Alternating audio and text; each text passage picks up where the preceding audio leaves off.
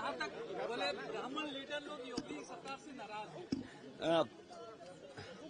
मैं पिछली बार जब आया था भगवान जगन्नाथ जी के दर्शन करके और उसके बाद यहाँ बाई इलेक्शन में भी मैं पहुंचा था, तो अगर हम ये माने साल के 365 दिन तो मैं तीसरी बार मुझे आने का मौका मिला है।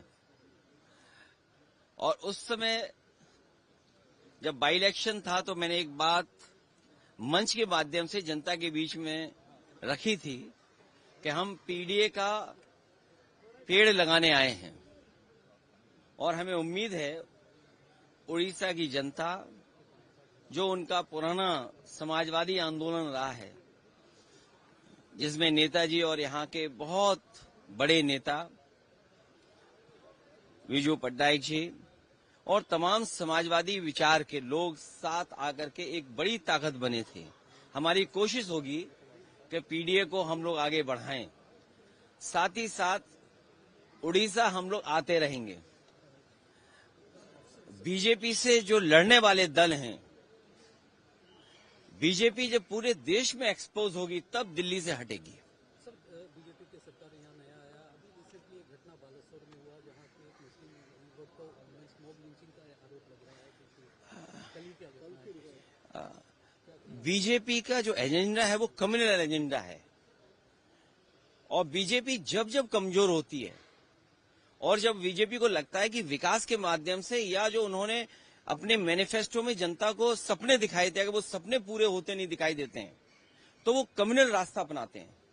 कहीं भी देखेंगे आप तो बीजेपी जब कमजोर होती है या जो उन्होंने मैनिफेस्टो में जनता को वादे पूरे करने की बात जो रखी होती है अगर पूरा नहीं कर पाते हैं तो वो कम्युनल रास्ता अपनाते हैं। इसीलिए समाजवादी पार्टी डिवीजन की पॉलिटिक्स नहीं करना चाहती है, हम सबको जोड़ के राजनीति करना चाहते हैं।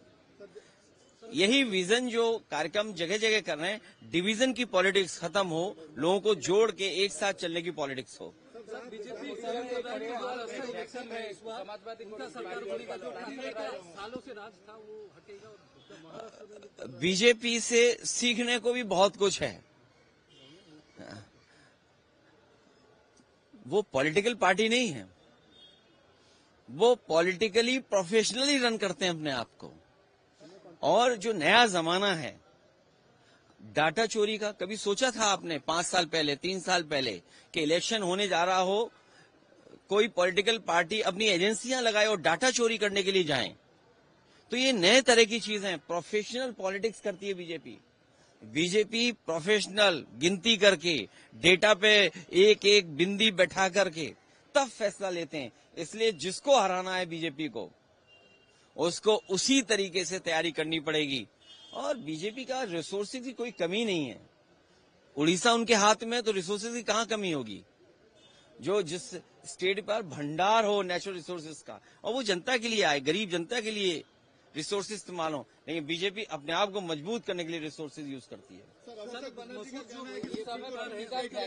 समाजवादी पार्टी को आरोप लगाया 8 साल से उनको बॉलीवुड में काम नहीं मिला, कम्युनल वजह से, मुस्लिम वजह से। मैंने सुना नहीं उन्हें, लेकिन मुझे खुशी है इस बात की कि मैं ए.आर. रहमान का बहुत बड़ा फैन रहा हूं और उनके गाने रिलीज होने से पहले ही टॉप चार्ट पे रहते थे। जब तक लोगों के बीच में आते नहीं थे तो उससे पहले ही टॉप चार्ट में दिखने लगते थे। अपने देश के और दुनिया के बड़े हैं ए.आर. रहमान, पॉपुलर हैं।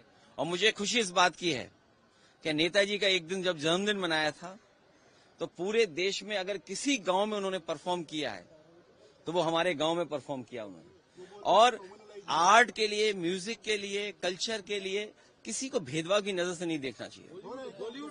नहीं, मैं तो अपने यहाँ जानता हूँ, यूपी में जानता हूँ, जो लोग जीत नहीं सकते चुनाव, वो बॉलीवुड के एक्टर्स का नाम लेते हैं। उन्होंने कहा बॉलीवुड एक्टर्स की फिल्म न देखी हो। हमारे यहाँ कई नेता ऐसे हैं जिन्होंने बॉलीवुड की फिल्म ही देखी। और अगर हम फिल्मों की बात करें तो हमारे मुख्यमंत्री जी की फिल्म रिलीज होने से पहले फ्लॉप हो गई थी, लेकिन उनके ही 2 बहुत सहयोगी साथी, जब उन्हें लगता है कि वो जनता में लोकप्रिय नहीं बचे हैं, तो बंबई के जो कम्युनल लाइन पर, कम्युनल डिवाइड के लिए बड़े बड़े एक्टरों का नाम लेते हैं जिससे कि उनका नाम भी अखबारों में छप जाए। इसलिए अगर आप नाम छापना बंद कर दोगे तो वो कम्युनल होना बंद हो जाएंगे। अखिलेश जी, उड़ीसा में पॉलिटिकल वैक्यूम है, समाजवादी पार्टी और आप कुछ प्लानिंग कर रहे हैं उड़ीसा के लिए? इसीलिए आ रहे हैं। हमारी कोशिश है कि यहाँ भी समाजवादी पार्टी बने। सर, बहन जी का जो स्टेटमेंट आया, क्या कहेंगे? बहन जी अकेली लड़ने नाराज चल रही है क्या? अकेली लड़ने बोल रही है, बोले हैं कि जितना ब्राह्मण नेता है वो योगी गवर्नमेंट से खुश नहीं है। नहीं, वो तो अच्छा कहा उन्होंने, वो ठीक कहा, क्योंकि वहां पर ब्राह्मण नेता सब नाराज हैं। उन्होंने एक दावत की थी बाटी चोखा की बैठ करके। हम इंतजार कर रहे हैं कि वो नेता कब खड़े होंगे। कहीं ऐसा तो नहीं कि जैसे वहां 3 प्रतिमाएं लगी हैं और प्रतिमाएं कभी हिलती नहीं है, न बोलती हैं। कहीं ऐसा तो नहीं बीजेपी के लोग भी, जो लोग आंदोलन कर रहे थे सरकार के खिलाफ, कहीं वो प्रतिमा से या प्रतिमा जैसे न बन गए हों। अखिलेश जी, आप सिकंद जना आपका दोस्त है और उनको लेकर कोई नया पार्टी का कोई प्लानिंग? उड़ीसा में एक नया पार्टी। देखिए, श्रीकांत जिन्ना जी बहुत बड़े नेता रहे हैं और अनुभव है उनके पास। पिछली दफे जब हम और आप लोग बैठे थे उन्हीं के घर पर आपने मुलाकात की थी। हमारी इसी तरह कोशिश रहेगी कि हम लोग मिलकर के कोई रास्ता निकालें, जिससे अभी कह पाना मुश्किल है, लेकिन कोई ऐसा रास्ता निकले जहां पर बहुत सारे लोगों की जो न्याय नहीं मिल पा रहा, जिनको हक नहीं मिल पा रहा। संविधान हमें कहता है कि हमें इनको हक देना है, लेकिन हक नहीं मिल पा रहा है। उस दिशा में हम लोग मिलकर के जरूर बात करेंगे। अभी तो पार्टी बनाना है और फिर अलायंस करना है। वेस्ट बंगाल का आप पड़ोसी स्टेट हैं, सब जानकारी आपको होगी और ये जानकारी बीजेपी को भी है कि बीजेपी वहां हार रही है, ममता जी जीत रही हैं। आप बताइए नाराज कौन होता है? जो हारता है। आप बताइए ईडी का काम क्या है? डेटा चुराने का है क्या? ये नया जमाना, इसीलिए मैंने कहा कि बीजेपी बहुत फोकस्ड है। वो डेटा चुराने गए थे। डेटा क्यों चाहिए आपको? दूसरी पॉलिटिकल पार्टी का क्यों डेटा चाहिए? और हम तो वो लोग हैं जो डेटा पे चिल्ला रहे हैं, इलेक्शन कमीशन को कह रहे हैं कि बेईमानी रोको यूपी में, लेकिन डेटा कैसा आ रहा है यूपी में? आप सोचिए क्या एसआईआर आपके यहाँ हुई नहीं हुई मुझे नहीं पता, लेकिन एसआईआर जो हमारे यहाँ हुई और जो एसआईआर की प्रोसेस चल रही है उसमें दिल्ली के डेटा में और यूपी के डेटा में, एक राज्य निर्वाचन आयोग के डेटा में और भारत सरकार का जो एसआईआर हो रहा उसके डेटा में लगभग 5 करोड़ का डिफरेंस है। और तब जब बीएलओ एक है तो सोचिए कितनी बड़ी डेटा की हेराफेरी कर रहे हैं। वहां ईडी नहीं भेज रहे, वहां भी भेजे ईडी। राज्य चुनाव आयोग के वहां पर भेजे ईडी, और ईडी को किसने नहीं देखा? पूरे महाराष्ट्र के नेताओं के खिलाफ ईडी थी, सीबीआई थी, इनकम टैक्स था। कोई नेता हमें बता दो महाराष्ट्र का जिसके खिलाफ ईडी सीबीआई इनकम टैक्स नहीं थी। एक नेता का नाम हमें बता दो। तो बीजेपी का वो सहयोगी दल है ईडी सीबीआई इनकम टैक्स।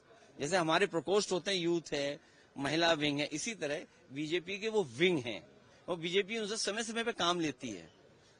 चाहे वो बिहार का इलेक्शन हो तो बिहार में काम लेंगे, अभी यूपी में इलेक्शन हो तो यूपी में काम लेंगे, लेकिन उनके नेता कुछ भी करेंगे।